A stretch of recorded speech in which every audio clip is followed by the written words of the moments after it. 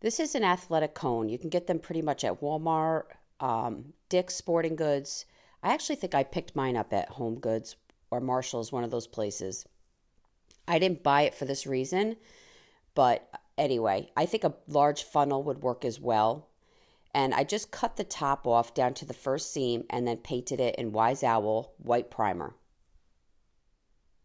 I found these popsicle sticks at our Dollar Tree, and I'm just going to cut them to fit from the bottom to the top of what's left of my cone. And I just want to kind of go up maybe a very small amount just to kind of go over the last portion of that cone. Once I had my measurement figured out, I just went and I cut a bunch of popsicle sticks at this length. I really don't know how many. I just kept cutting and then started moving forward and then went back and cut as I needed.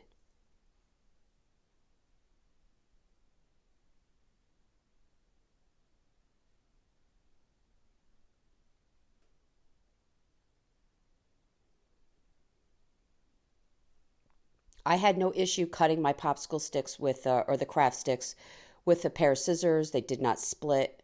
And then we're going to start hot gluing them vertically. The key is you don't want to try to meet them to each other.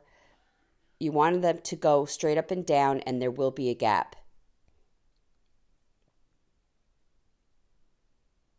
And I did this all the way around my cone.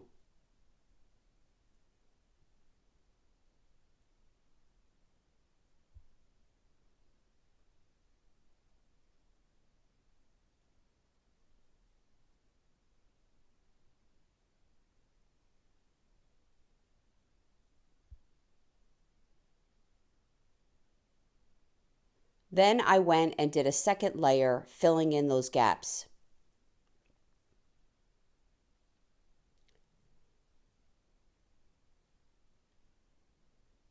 Once this was done, I took some of the rope that you can get from the Dollar Tree and I glued it around the top rim and the bottom skirt of my cone.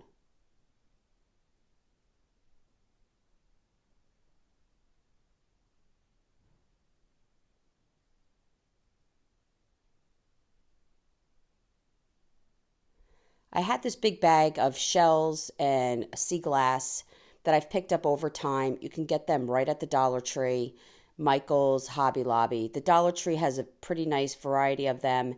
And I just started gluing them with hot glue to the side of my cone. I just did random patterns. I had no plan. And I just started gluing them. Now, if you're going to put this outside, you're going to want to use a little bit of E6000 as the hot glue probably will not hold. But for inside use, I felt that this held very well. And I just try to make sure that I didn't do like a pattern. I just did small shells, large shells, different colors, and then I filled in the gaps with the smaller ones. And having the popsicle sticks behind, any part that wasn't covered had a natural tone to it and it just flowed.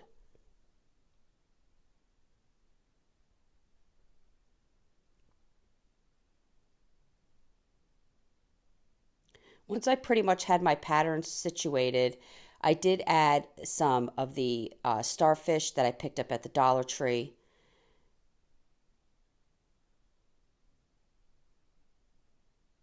And I put one on each side. And I felt like this really made my project have that finished touch. I was able to stick the sea glass in different places.